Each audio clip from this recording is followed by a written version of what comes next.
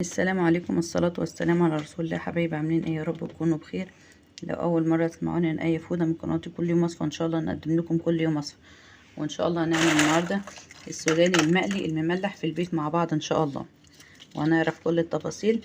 يطلع معاكي السوداني بالشكل ده زي ما احنا شايفين كده، وهنعمله في فرن البوتاجاز زي ما احنا شايفين كده. القشرة بتتقشر بكل سهولة، ولا هتوديه في مقلة ولا اي حاجه، وهتعمليه في البيت وفي ساعه يكون السوداني جاهز معاكي، وهتعملي احلى سوداني مملح، وهتعرفي كل الاسرار اللي تعمليه السوداني المملح زي المقلة بالظبط. ولو لسه ما اشتركتوش اشتركوا وفعلوا زر الجرس عشان يوصلكم كل جديد.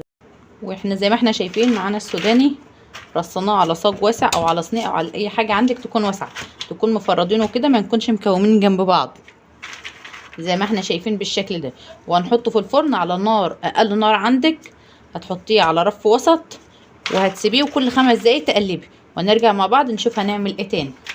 زي ما احنا شايفين مفردينه خالص، ما ينفع عشان يتقلى كويس، وان شاء الله هنقليه مع بعض احلى. وهنا زي ما احنا شايفين كده حطينا السوداني في الفرن على الرف الوسط. بسم الله.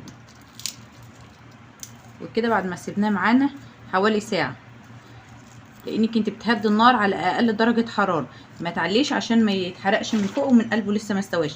هو كده لسه ما استواش خالص، يعني القشره بتقشر معانا بس لسه مش السوى المطلوب.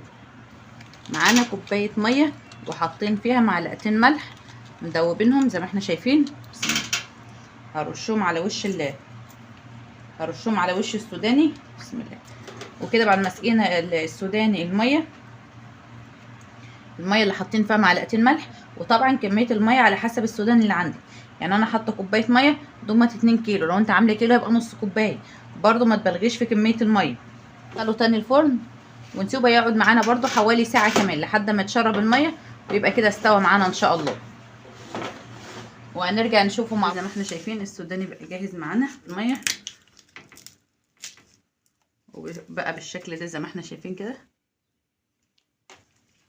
هو بياخد لحد ما يتشرب الميه كمل سواه نص ساعه بالظبط زي ما احنا شايفين كده مع بعض.